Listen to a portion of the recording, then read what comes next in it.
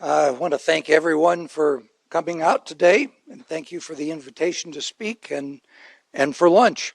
I apologize for the bait and switch. Those of you who are coming to hear the Lieutenant Governor, instead, him again? Well, because I was here just last June, it feels a bit like old home week.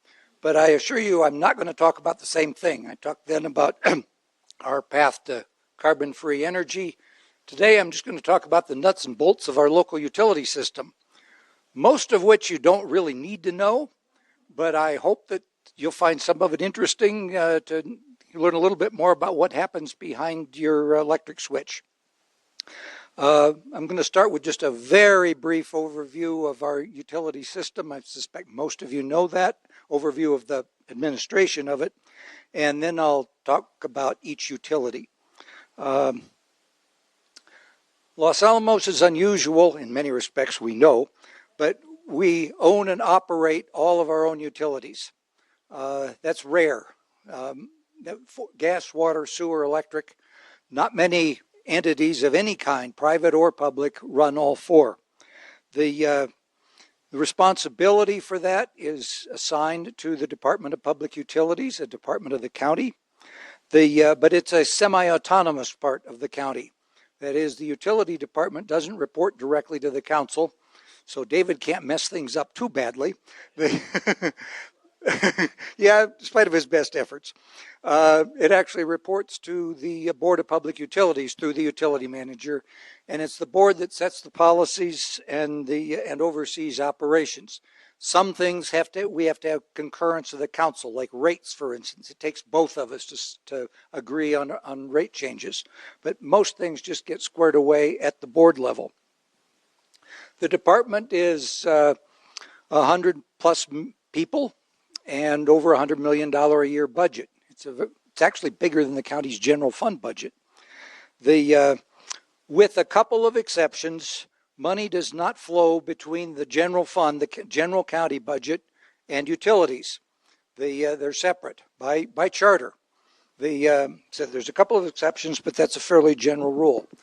And in fact, each of the individual utilities is financially separate. So we can't use extra water money to subsidize the gas system or vice versa or anything like that. Each one has to stand on its own. And except for a few capital grants that we're lucky enough to get every once in a while, the only revenue that utilities has is what you pay in your bills.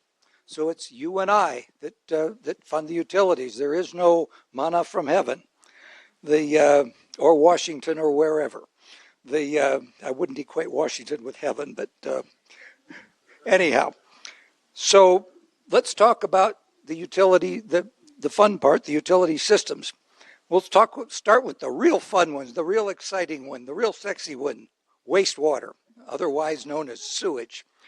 We have quite a complicated sewage system here because of our terrain.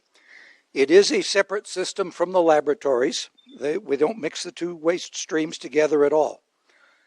Fundamentally, wastewater systems are gravity fed. Well, our terrain goes up and down.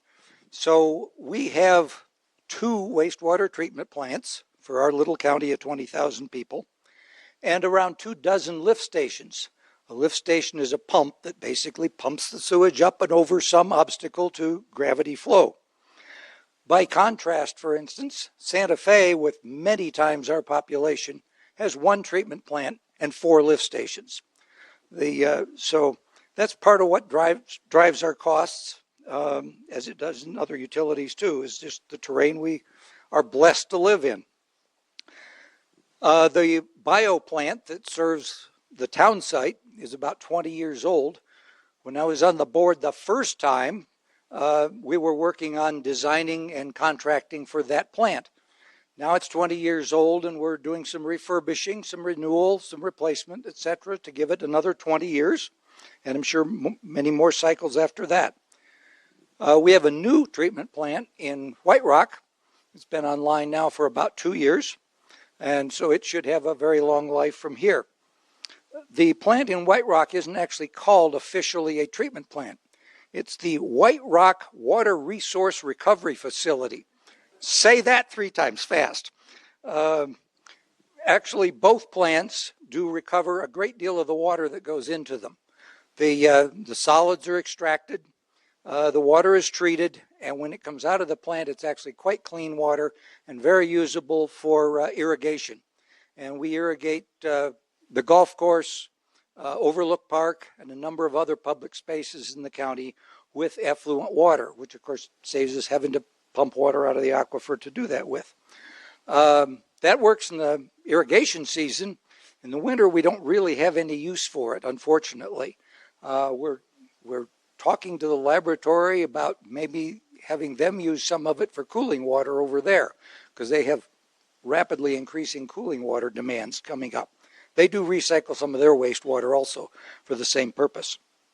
But anyway, we don't just throw it away. We reuse as much as we can. Wastewater collection systems, that is the plumbing that comes from your house down to the plants, typically have fairly long lives, and ours is in pretty good shape. Some of it is old. It goes back to AEC days, and AEC built some of it in rather strange ways. We have houses that are on top of sewer mains. I don't think we have any anymore, but I have seen sewer mains go through people's basements. We're trying to deal with those irregularities as we can. The major problem in the wastewater system is blockages, and those are preventable. What causes them? Well, it's stuff that goes down the drain that shouldn't. Grease and fats may be liquid when they go down the drain, but they congeal later and plug things up. Fibrous materials, other than toilet paper, paper towels, rags, and the infamously improperly named flushable wipes are a constant problem in the plumbing and in the plants if they get that far. You'll hear about tree roots. Oh, the tree roots block things. Well, the tree roots do grow in through cracks in the pipes, and they're looking for water.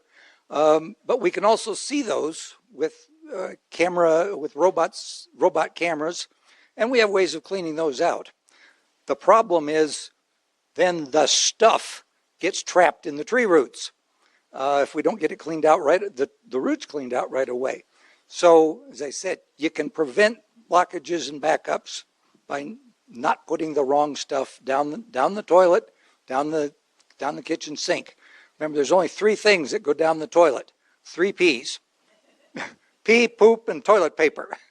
Okay? Nothing else goes down the toilet, and be careful what you put down the kitchen sink. Remember, the backup you save may be your own. So, let's go to water. You're hearing this spring, and you'll hear more about water shortages around this area. We know why. We haven't had a whole lot of precipitation lately. The good news for us is that there's no shortage here. Why? Because we get all of our water from the aquifer underneath, not from any of the surface water sources. So we can leave all of our worrying this spring towards the wildfires and not worry about water shortages here. We get that water through a number of deep wells. They're starting the canyon bottoms and go down 1,500, 2,000, 3,000 feet. So we do have to pump. That does take some energy, but at least it's there, and it's very clean water when it comes up. Been there for thousands of years. There's nothing in it except what's supposed to be. Once it gets to the surface, and we have 13 wells altogether, there's a complicated system of plumbing from there. Booster stations, which are pumps, again, to pump it from the bottoms of the canyons up to the storage tanks. Then we have the storage tanks, and they're all up high, either on the hillside or on water towers, so that water that actually comes to your faucet comes by gravity. So it's not dependent on having electric power. If the power goes out, you still have water. More importantly, if the power goes out, the fire hydrants still have water. But we have to do all of that pumping, and of course there's a lot of piping involved too. The water system is very much entwined with LANLs it was all built as one system originally. And actually the laboratory operated the whole water system, including for the civilian part of the county, until 1998. That's when it was separated. I was on the council at that time. I remember voting on that way back when. Tells you how old I am. But once now we run our own system, but the water that comes out of the wells goes both places. The fact that there's a lot of water down there doesn't mean we can just pull as much water out of the ground as we want to. Throughout the entire West, water sources and uses are regulated, and we, like everybody else, has what's called a water right. We only have a right to pull 5,541.3 acre feet of water out of the aquifer. There will not be a test after this, I assure you. An acre foot's about roughly a third of a million gallons of water. That is in turn split between the county and the laboratory, 70-30. And the good news is, so far, neither one of us has really gotten close to our water right limit. And on the county side, our use is actually declining, mostly due to conservation of one kind or another. Thank you. The lab's use is increasing slowly. They're, of course, expanding operations, and in particular, they're expecting more and more cooling water needs. And they'll get some of that by recycling, but they'll probably need more water also. There is a problem at one well, one of our larger wells, with a plume of what's called hexavalent chromium that from lab operations a number of years ago that has gotten into the ground and is migrating downhill, and it's gotten to one of our wells. It could be removed by treatment, but we just shut the well off. DOE is working on trying to mitigate the chromium plume. That is a long, slow process, even if they really figure out how to do it. It'll take years, maybe decades, so we're not using that well for the foreseeable future. Well, that leaves us short one major well, and we do look at the lab demand increasing somewhat in the future. So we are looking at another solution, which is another well into a different water right. We have one other water right, and that is in surface water that comes actually through the San Juan Chama diversion project into the Rio Chama and then into the Rio Grande. We've never used that water right at all. We always sell it. We can't make a profit. We just sell it for what we pay for it. But we may wish to tap into that water right, and there's, did I say 1,200 acre feet there? Although that's a right, there may not be that much water available at any given year, particularly when it gets really dry. And that's what a lot of other entities are working with too. They have a right to a certain amount of water, but the water is not there.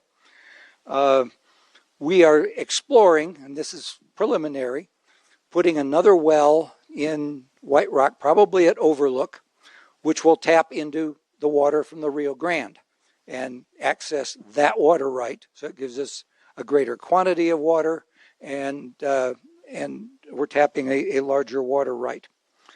Once we get it out of the ground, the distribution system actually is pretty good. You read in the paper every month, because they put out a press release, oh, the utility crews are repairing a water break here or there or there or there. And it might seem like we have a lot of water breaks. We don't really. If you look, we might monitor the statistics, and if you look at our rate of water leaks, water line breaks, it's in line with national typical or average numbers, which is actually pretty good considering the physical challenges that our terrain presents to water lines. But, you know, and water leaks just go with systems. Every water system has water leaks. We're going to have them. And as I said, they're not excessive in our case. We do have one major main that has had more than its fair share of leaks in recent years, and that's along East Road next to the airport. and we're going to be replacing that main this summer. So when they start tearing up the land next to the road out there, you'll know why it's being done, so we don't have any more leaks along that for a while. Let me move on to natural gas. Our natural gas supply is quite plentiful. We draw it from the Permian Basin down in the southeast part of the state and the San Juan Basin in the northwest corner of the state. The county and laboratory gas systems are independent, both physically and contractually. Our distribution system, the county's distribution system, and the labs, as far as I know, are in very good condition. No real issues there. We're actually going to add a little bit to the county gas system in the very near future. There's one little area in the county that is not served by the county gas system. It's been served by, it's the Elk Ridge Trailer Park over off of East Hamus Road. The gas distribution system there is owned by the property owner, the folks that own the trailer park. And it has not been as well maintained over the years as it should have been. The upshot is that they have, over the past 8 or 9 months, put in a new gas distribution system over there. And I think we're down to 4 units that haven't been hooked up to that system. Once the last ones are, which should happen within a couple of weeks, then with a few more tests and a few more things, that system will be done, and then it will be turned over to the county to continue to operate in the future, the way the whole rest of the gas system is in the county. The problem with gas is not the hardware that brings it to you, but it's the gas itself. As we discussed a lot more last June, gas is primarily methane. Natural gas is primarily methane. That's a hydrocarbon. When it burns, it creates carbon dioxide. And if it doesn't burn and leaks, as a lot of it does out of the well fields, methane is a much worse contributor or much more powerful greenhouse gas than carbon dioxide is. Either way, whether it leaks out or whether we burn it up, it's a major contributor to our carbon emission profile here. We need to stop using it. Our goal is to phase out natural gas by 2070, preferably earlier. But the utilities department, we can't do that ourselves. That depends on each and every individual property owner to wrestle with over the next decades. We're not saying you got to do that tomorrow. It'd be great if you could, but we don't expect people to do that. What we, the department, can contribute is information. There's a lot on our website. We try to put it out in various forms, and we'll continue to do that. But you can lead a horse to water. There's information out there locally, and of course there's lots of links to nationally available information also. But it's every individual property owner that's going to have to deal with that over the next years and decades. We, all of us on the planet, need your help in doing that. So please start thinking about, if you haven't already, start thinking about how you can reduce or eliminate your natural gas use. And of course, mostly that'll be replaced by electricity. And that gets us to the most complicated set of issues, but perhaps ultimately one of the most important. We'll start with the supply again. Before we get to the physical aspects of that, since 1985, the county and the laboratory have pooled our electricity generation resources. So all of the power that gets generated by the various resources, which I'll mention in a few minutes, we put together in a pool, and then we both draw out of it as we need to and pay a pro rata share of it. The way it works out, and it sounds weird, but it actually has its advantages, the county owns or controls most of the generating assets, most of the supply. The lab uses almost 80% of the power out of that pool. The arrangement by which that happens is a contract called the Electric Coordination Agreement, or ECA. That contract expired last June. We're on the third extension now as the county and DOE negotiate. And if you've ever negotiated with DOE, you know that doesn't go really fast. They really didn't even present a proposal to us until 5 days before Christmas last year. And of course expected some immediate rubber stamp response, which they didn't get. We're still negotiating. I certainly expect that we will wind up with something very similar to what we've had, a power pool arrangement, but the details are still being worked out. And of course, we're trying to get the best deal we can for our customers, and they're trying to get the best deal they can. So it's a negotiation, the way these things go. The total demand between county and laboratory is of order 70 megawatts. Not important by itself for your purposes, but I'll mention a couple other things later. It varies by time of day, varies by season, whether or not Lance is running, but it's of that order. That number is likely to increase substantially over the next 20 years or so. Probably double, might go as much as triple, as buildings electrify, as transportation electrifies, as we go to EVs.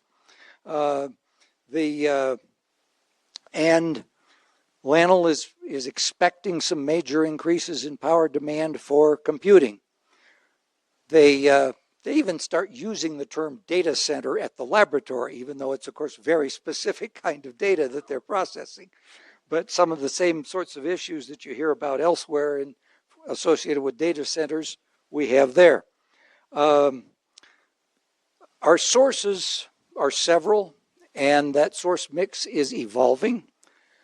Until 3.5 years ago, the biggest single source that we had was the San Juan Generating Station up at Farmington. That was a coal-fired plant. It produced roughly half of our power. But it was shut down and has been demolished. We followed on immediately with a contract with an international energy company called Uniper that was delivering power to us from several different sources, and it was supposed to include a fair amount of solar and wind, not entirely, but a fair amount of that. After 2 years, Uniper defaulted. It really wasn't their fault, believe it or not. It was a result, and actually a fairly direct result, of the Russian invasion of Ukraine. And I won't bore you with how that happened, but why it affected us, but it did. We got a very decent settlement, I think, out of Uniper. Because of the default, there were provisions in the contract, and they honored those. So we put some money aside in the bank from that default, but doesn't get us power. We do have other sources. We've always used a significant amount of hydroelectric power. That's varied from 20 to 40% of our total amount of power. Most of it comes from the big power dams out west, like Boulder Dam and Glen Canyon. We do have 2 smaller hydroelectric plants on the Rio Chama at Abiquiu and El Vado.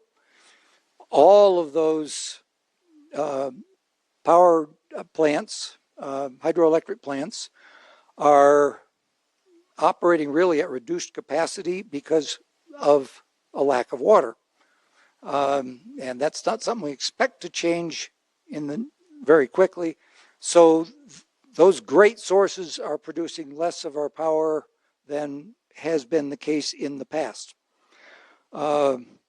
We do have also a significant amount of power comes from a coal-fired plant up in Wyoming, the Laramie River Station. We don't own that, but we have a long-term contract there that probably run till a little after 2040. In the meantime, we are getting a fair amount of our power, basically replacing what we lost it from San Juan or the Uniper contract with what's called market purchases.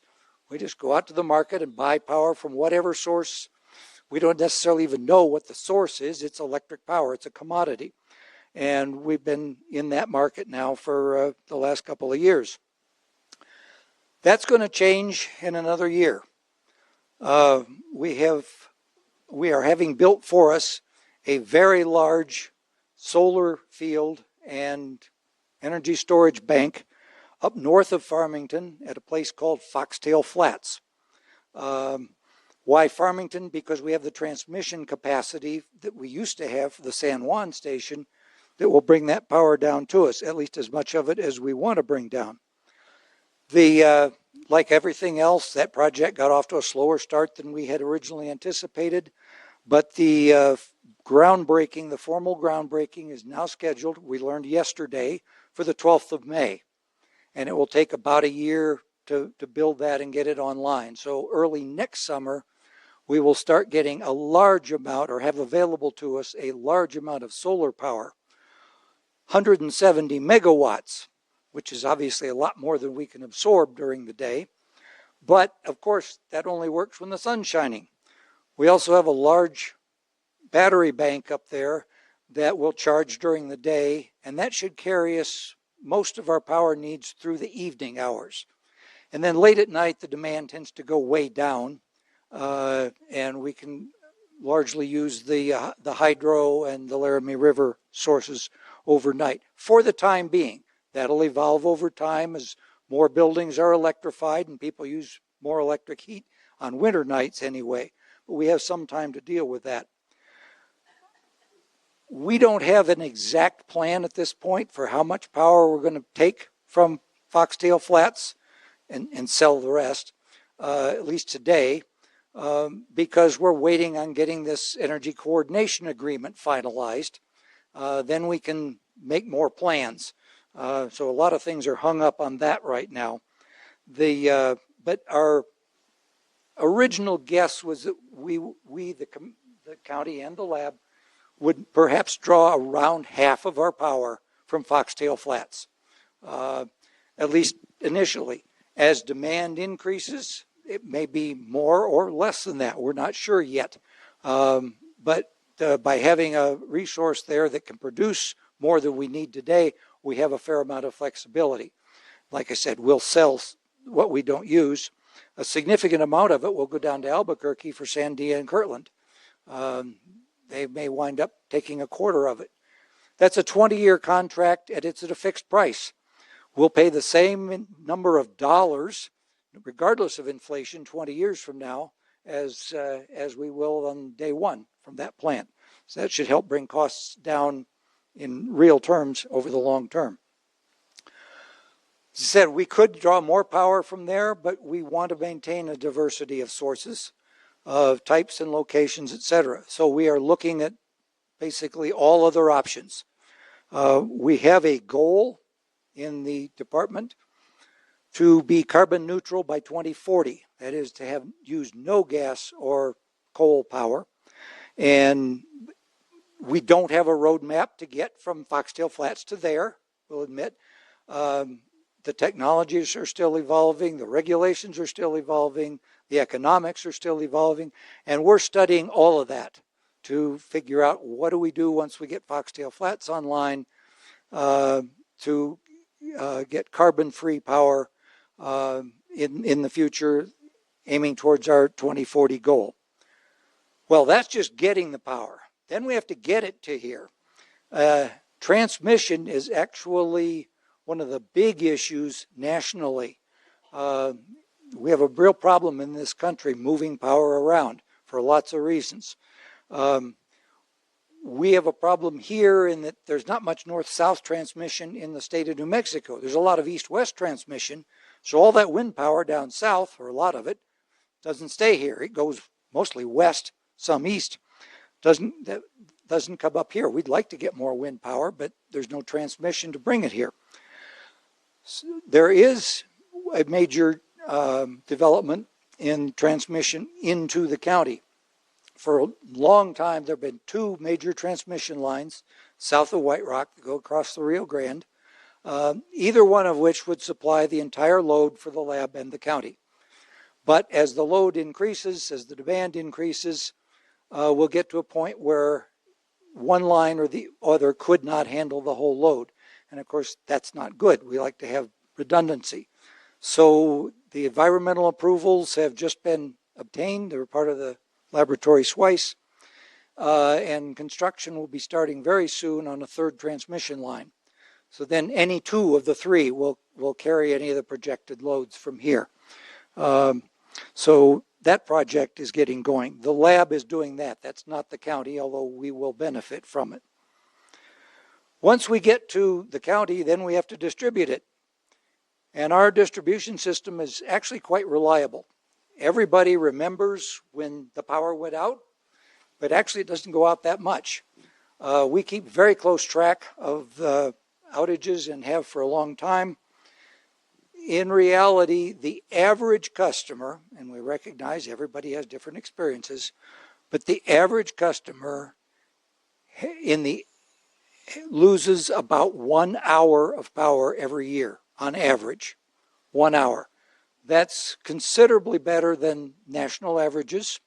It's considerably better than we were. When I went on the utility board the first time in 2001, it was 4 to 5 hours a year, which is a little bit more, not a lot more than the national averages, but we're around an hour typically.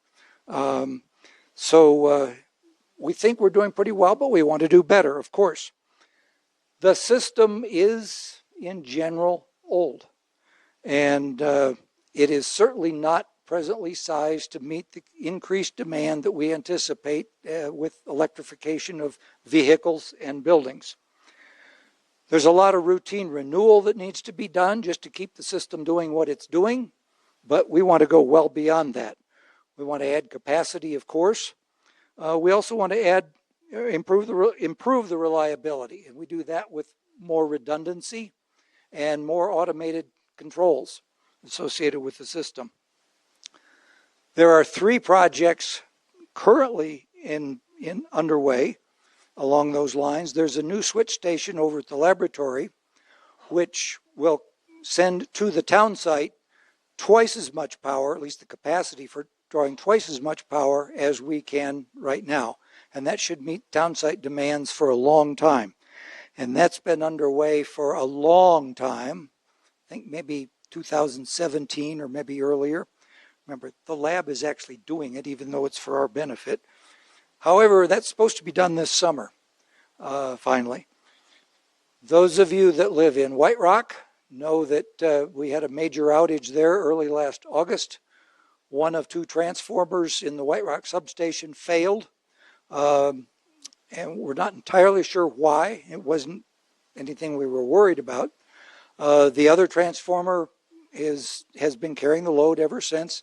But that's one single point of failure, the engineers call it. You know, you lose one transformer and White Rock could be black for quite a while. We are replacing that transformer with a newer and much larger transformer. So that'll meet future demand, and we'll be back to having 2 transformers. You also may have noted a utility project at the corner of State Route 4 and Monterey South. That is an emergency tie line to the laboratory. So, although it's never happened before, should we lose the White Rock substation completely, we can power all of White Rock from a laboratory line through that connection there. And we started working on that immediately after the failure back in August. It only took the laboratory in this emergency situation 5 months to do the paperwork. That tells you what the laboratory considers an emergency. But we are very close to actually turning that on. Physically, it's all there. There's some software that still has to be straightened out. Anyway, we have those 3 things going on. In terms of the smaller distributions, we will continue to do what we've always done, inspect and replace poles. That's just an ongoing thing in utilities. But as we inspect and replace conductors, wires, we'll make them larger. Same for transformers and other hardware, so that over time we build considerably new capacity. It's not that expensive to add capacity if you're doing it at the same time you're replacing things anyway. So we're going to be doing a lot of that. We will be adding what's called, or in some places where we can, back feeds, so that power can get to your place. This won't be true everywhere, but for some places where we can do it, not just by one route, which means if there's a failure upstream, you lose power and have to wait for it to get fixed, but to get to you by a second route, so that if you have a failure here, we can route power to you a different way, and the failure lasts a much shorter period of time. We're also going to automated controls. You know, right now when you have the power goes out, you call the county, and after 2 or 3 people call, oh, there's a problem. And the lineman has to go out and identify where the problem is and then what's causing it and then fix it. We're going to a system, and it will take time, but we're going there, where basically there's sensors everywhere that feed into a central county site. And the lineman there can see immediately when something goes wrong, can probably see where it goes wrong, what went wrong. In some cases, it's just a matter of essentially resetting a circuit breaker, which you can do from right there instead of having to go out and do it. Or he can route power from there around the failure, but then he knows exactly where the failure is and can go out and deal with it and take the stuff with him that he needs to deal with it. So hopefully it gets fixed a lot quicker than it would under current circumstances. This all takes time. This is going to happen over the next 10, 20, 30 years, but it's things we are planning and working on right now. The last thing I was going to talk about was bills and utility rates, but I see I'm almost out of time, so maybe we could skip all that, right? I'll say a little bit on that unpleasant topic. If you're under the impression that your utility bills have been going up considerably, rapidly over the last few years, it's not your imagination. They have been. Why? 2 main reasons, 2 main drivers. One is inflation, which drives everything. We're familiar with that. But inflation is more than just the consumer price index. Inflation hits all different parts of the economy in different ways, and it has hit utility equipment particularly hard since the pandemic, and especially electrical equipment. You know, some of that stuff's gone up factors of 2, 3, or more in that time. So, you know, we've got to pass the cost along to customers. Like I said, there's no manna coming from heaven there. The other major driver is that for whatever reason, and I haven't drilled deep into this, utilities really didn't keep its rates up with its costs for a number of years until about 2022. We went from a very strong financial position to a fairly weak one. And we've got to recover from that. So we're catching up. And the only source is the customer. So we've been raising rates fairly rapidly to try to get ourselves back in a solid financial position. I'm sorry that's having to happen, but you benefited from unsustainably low rates for quite a while, and now it's time to pay the piper. I'm sorry. And that's happening across all of them. At this moment, we actually have in front of us ordinances to raise gas and water rates. And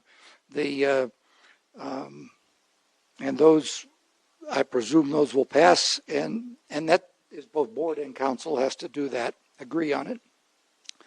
The one big thing that you will see, bigger than just a change in the rates, is a change in the electric rate structure.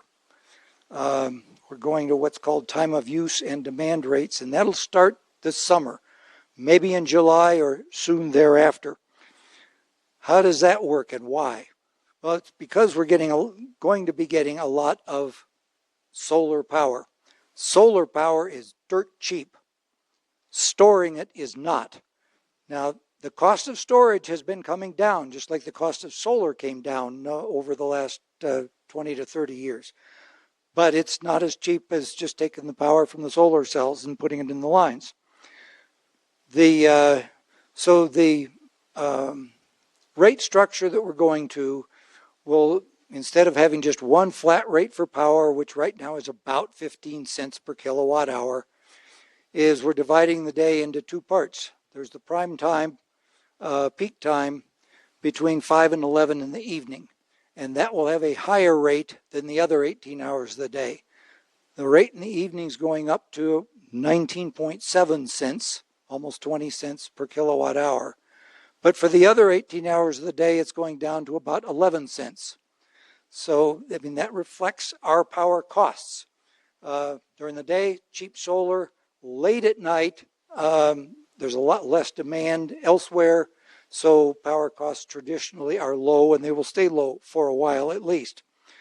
I know that makes things more complicated, but it hopefully will encourage people to use power when it's less expensive, more available, and that makes it less expensive for everyone.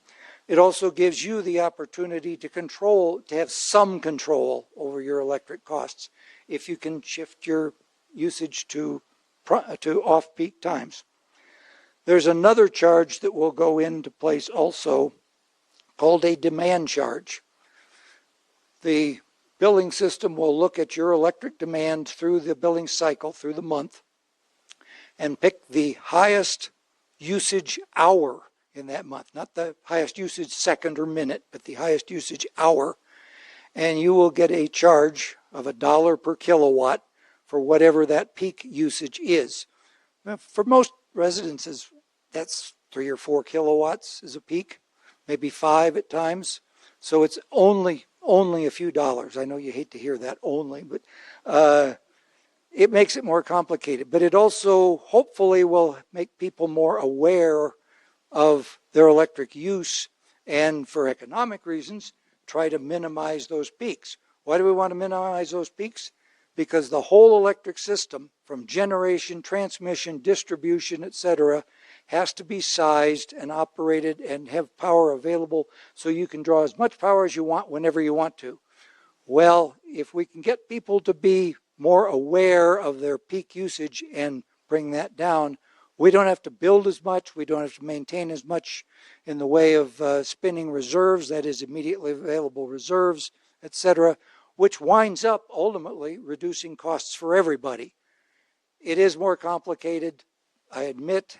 It's probably not popular, I admit, but we're trying to align the charges with our costs as best we can and look for this intelligent community, especially, but this is happening all over, to understand it and take best advantage of it to reduce your bill as much as possible. So you have some opportunity. Sorry to have bad news there, and I guess I should end on I guess that forces me to end on a bad note. But anyhow, again, I thank you for the opportunity to share a little bit with you. Sorry about the bait and switch here,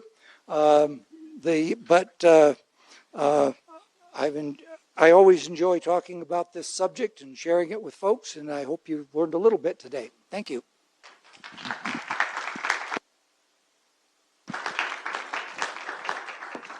And I'm going to be open for questions, but I have one question that was emailed to me because she could not come. Don't totally understand it, but I'm just going to ask the question. She wants to know why the BPU is against rooftop solar. That's a bad thing, huh? But well, we've heard that question numerous times before. Why is the BPU against rooftop solar? We're not really against it. It is not something that we really promote because rooftop solar is about twice as expensive as utility scale solar. You know, it's mostly economies of scale. So it's economically, it's not a great way to do things. But if people want to do it, that's fine. What the reason this question comes up is that for a number of years, there was an administrative mistake, and people were reimbursed if they sent power back to the utility at a retail rate, at the same rate that you paid to bring power in. But it really should be at what's called the wholesale rate, the rate we pay for power. So we lowered the reimbursement rate some, not all the way down to the wholesale rate, but some. And that was not popular with the folks who had rooftop solar at the time, and it still isn't, you can tell from the question. But that's what that one's all about. We're not against it, but we don't see that here as a big contributor to our local power usage. Its purpose really should be for people to power their own electric needs, not to sell it back to the utility and expect the utility to then supply them power at night or otherwise, basically using the utility as a battery, which, as I said, is expensive. So that's why we're not just falling head over heels to have as much solar as possible, rooftop solar as possible. It works better in some other places where roofs are better aligned with it, built better for it. It becomes more economical in that respect for the homeowner. So there's a number of issues there. Thanks for the question. Andrew, hold on. Remember, I'm coming to you with that microphone. Well, congratulations on an excellent presentation, I thought. And I have several questions. I'll start with an observation. You said that you're self-funded, but didn't you get a lot of your infrastructure free from the feds? That's not a question. I think that's an observation. Well, originally, but of course that's been a long time ago. We've had to add a lot more. We bought the White Rock system from PNM in 1985. And you also said that the county has all the utilities, but you never got telecom. Why didn't you get telecom? The question, and I forgot to repeat the first question, but the second question was, why didn't we get telecom? That is a big undertaking in its own right. There was certainly some discussion about maybe doing that. We never took a vote on the subject, but I would say the utilities was not enthusiastic about taking that new project on. It's possible once it's built and up and running, so then settles down somewhat, that might be a utility in the future, but that's a long ways down the road. That would require a charter change to do it. That's not in the charter right now. So that would be a question that would go to the voters. But it's a big undertaking to do that. We'll have to work with the broadband provider to get the infrastructure built out, because they'll hang a lot of it on our poles and things like that. But we were not enthused about doing that just because it was such a big new undertaking, and we have our hands full otherwise. And you said the winter water from the treatment plants, there's not as much demand for it. Why isn't that being used on the ski hill instead of putting potable water up there? I don't think we have a non-potable water line that would get to the line that goes up to the ski hill. I don't believe, no, we don't have a line that goes over there, so that would increase the cost of putting a line up there considerably. Yeah,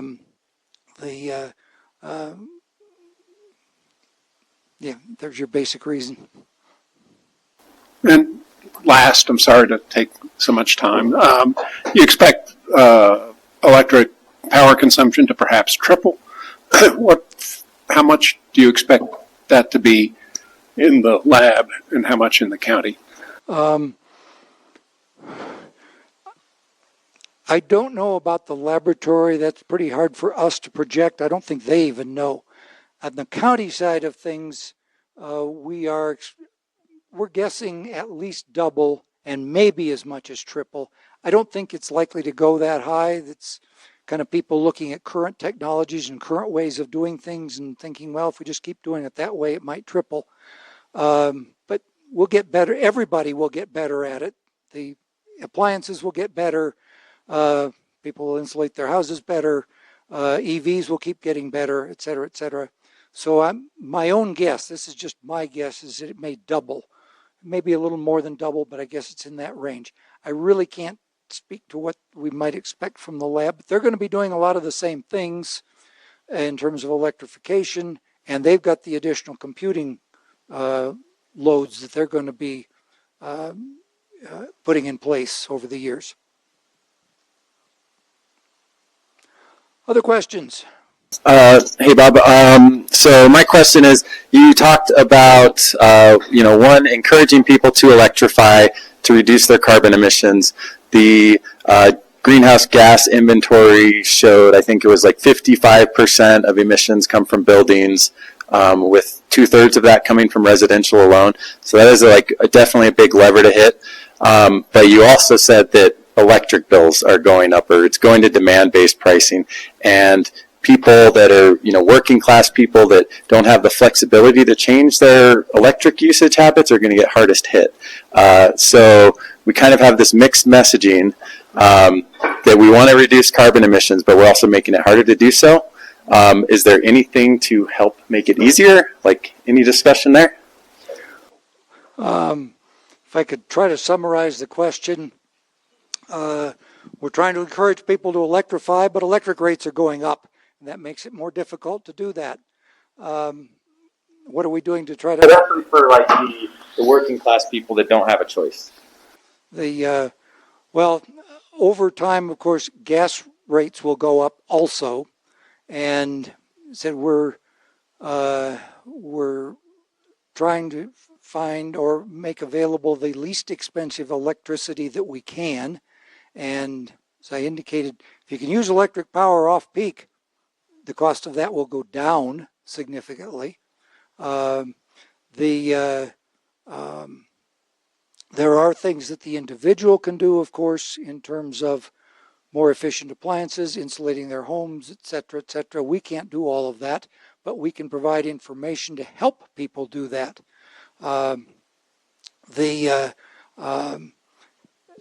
they said the rate increases that you have seen and are seeing now, which were pretty well past the big rate increases, a lot of that is catching up. We have to do that to be fiscally responsible, and so you won't. I don't expect you to be seeing those kinds of rate increases continuing very much further. Yeah, it's more difficult for some people than others. That's the case in a free economy no matter what. But we can't really subsidize different customer classes. First place, our charter doesn't allow it. Second place, well, subsidizing is robbing Peter to pay Paul.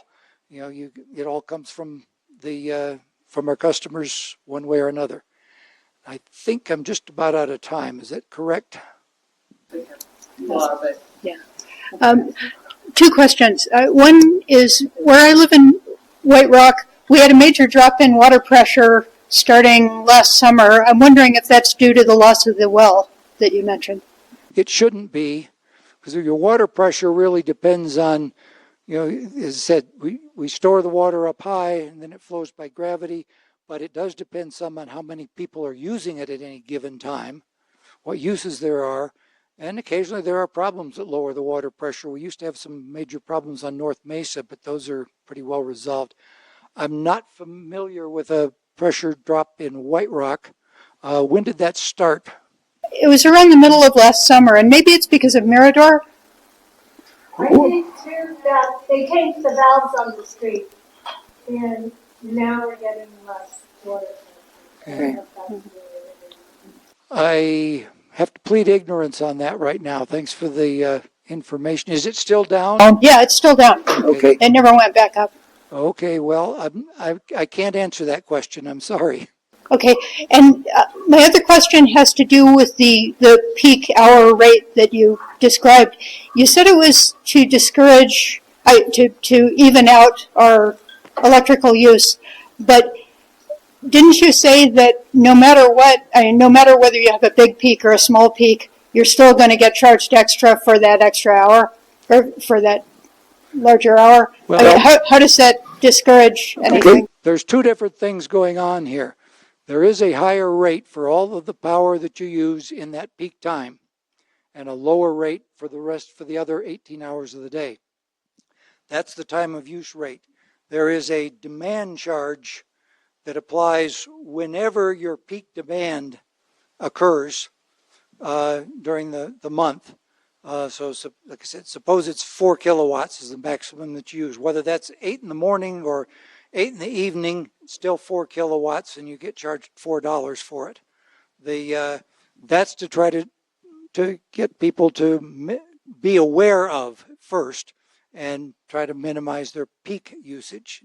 But everybody's going to have a maximum hour, right? Regardless of of how level they are. Well, everyone will individually have a peak hour, but it'll be different for everybody. The computer can keep track of that. But everybody gets the same charge regardless. Everybody gets the same demand charge based on how much your peak demand was. If it's 2 kilowatts, it's $2. If it's 10 kilowatts, it's $10. Ah, okay, I see. Thank you. And when we pay for power from generating sources, we pay a demand charge too. So the less we can lower our demand on the generating assets, the less we have to pay for it. So we can pass that along to you. Hi, did I hear you right when you said that maybe we would be able to give our retreated water to LANL to use for cooling? And if that's the case, do we have the technology for that? Question was, are we thinking of, she said giving, but it would be selling, our effluent water, wastewater to LANL for equipment cooling over there, space and equipment cooling. Do we have the technology for that? I think, they're already recycling some of their effluent water. It would be pretty much the same. And our effluent water is very clean. What it would take is some additional piping to get it over there, because we don't have piping for non-potable water going to the laboratory right now. Does that answer your question? Well, all the data centers that are being built claim that maybe they can use effluent water, but we understand the technology isn't there to support a data center, so I was hoping it is, because coolant water, it was my understanding that it needs to be a little cleaner than reconstituted effluent water. But they're already using it. They're already doing some of that, and they're expecting to do more of it. Now, some of it, how many times do you reuse the water? You go through the cooling system, and then you clean it up and send it through again and again and again. There are limits in how much you can do of that, but it's certainly better to start with effluent water, reused water to begin with, than to start with potable water. You wind up using less potable water, which is the thing we're really after. Thank you. I have two questions. One, what does the reservoir service for? Well, does it have any generating? Our reservoir, the Los Alamos Reservoir, she asks, what do we generate with that? No, there's no generation there at all. That would be too small to do any effective generation with. Okay, and the second thing, years ago, there were solar arrays built on the waste treatment center. On the landfill? Yeah, on the landfill. Is there any revenue from that? Well, it is a power source. It is one of our power sources. So it feeds into into our system.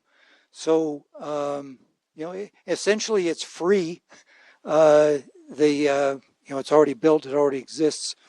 And, we sell it to our customers along with everything else. So you could say, yes, there is a revenue from it. It's cheap power. There was a question over here. I'm going to have Maura and Peggy here, and then we have to go, okay? All right. Good. Then you'll just have, I wanted to ask a wait a minute, Maura. question. Okay, good morning. Sorry.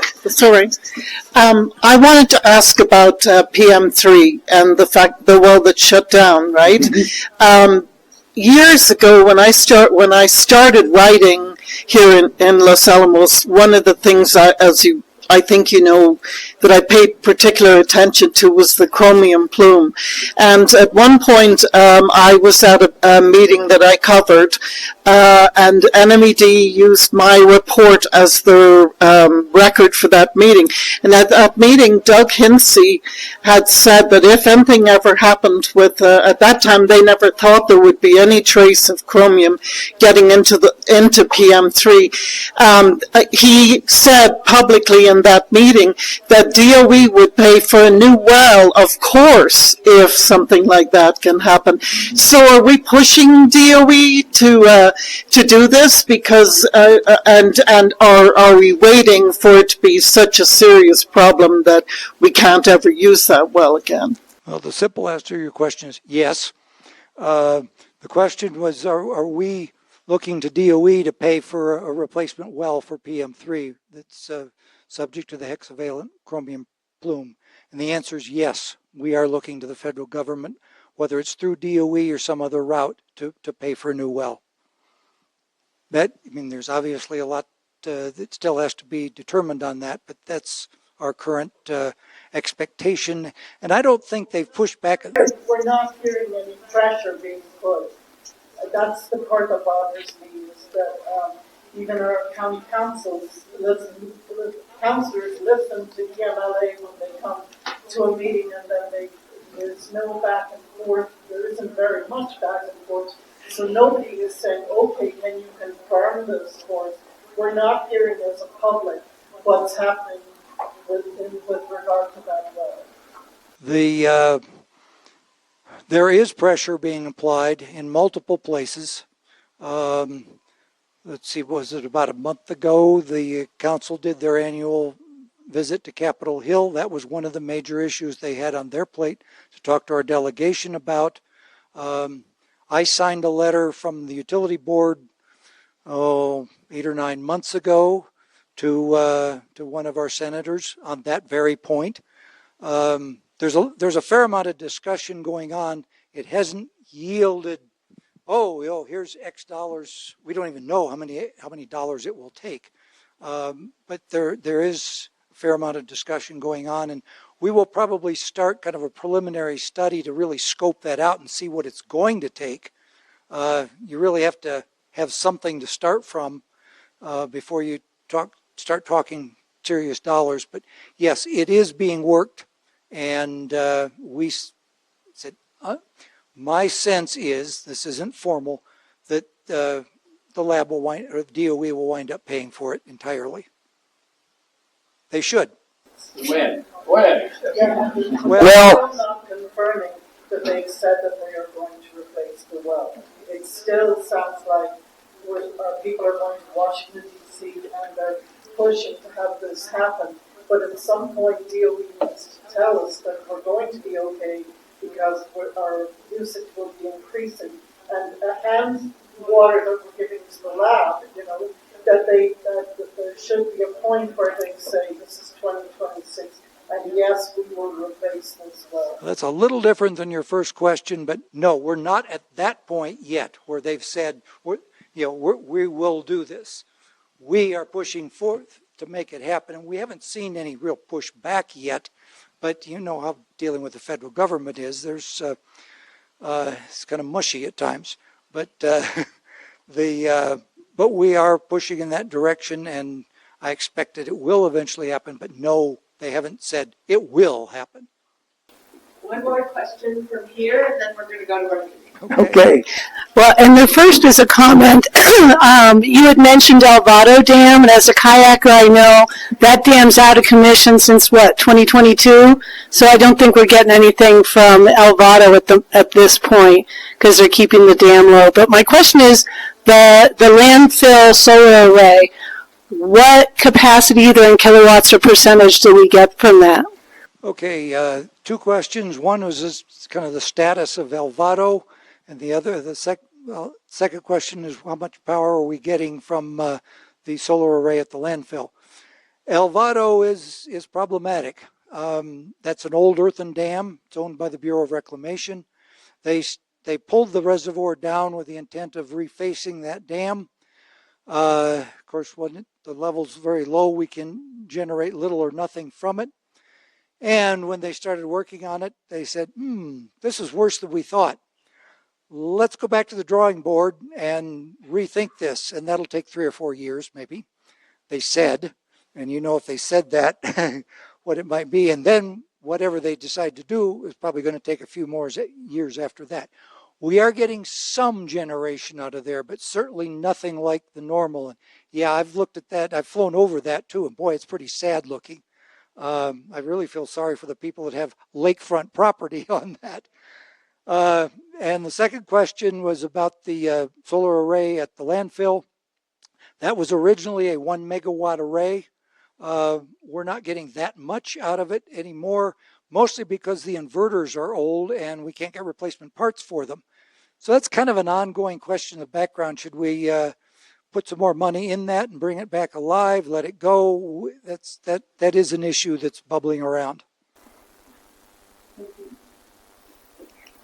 you very much. My pleasure. Thank you.